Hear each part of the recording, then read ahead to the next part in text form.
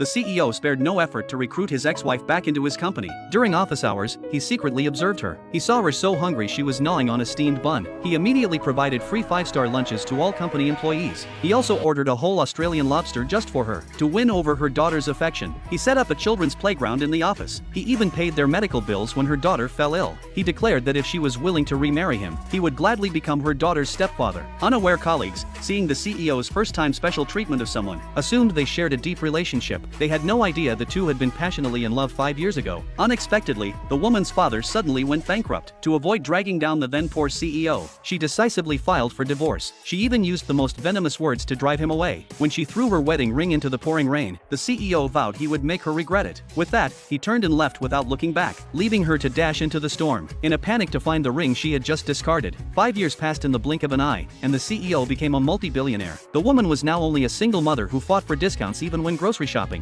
A wealthy classmate, hoping to curry favor with the CEO, intentionally invited the woman to their school reunion. When she saw the CEO approaching, she tried to escape but was called back by the socialite. The socialite assumed that since he had been abandoned by the woman back then, the CEO must hate her deeply now. She deliberately targeted women. If the woman is willing to kneel down and drink this glass of grape juice, then the rich girl will give her $3,000. The woman didn't care about the money at all. When the socialite saw her still resisting, she moved to teach her a lesson, but she accidentally stumbled into the CEO's arms. As everyone thought the woman was in big trouble, the CEO pulled out a bank card loaded with $100,000. He ordered the socialite to kneel and drink the grape juice, or he would make her disappear from the face of the earth forever. Fearing to offend the CEO, the socialite had no choice but to kneel. Then the CEO publicly declared that no one would ever bully the woman again, or they would face dire consequences. The CEO's actions caused the woman to misunderstand, thinking he still harbored resentment over her abandoning him years ago. After he had vented on her behalf, the CEO took the woman by the hand and left the room. Just outside, he heard her calling baby into the phone's other end. In an instant, his heart tightened. He grabbed her hand and demanded to know who was on the line. The woman said her affairs were none of his business, and since they were divorced, they should keep their distance. No sooner had she walked away than she received a bank's repayment reminder. Determined to pay off her debts quickly, the next day she went to interview at a law firm. To her surprise, the firm's owner was the CEO. She tried every trick to ruin the interview,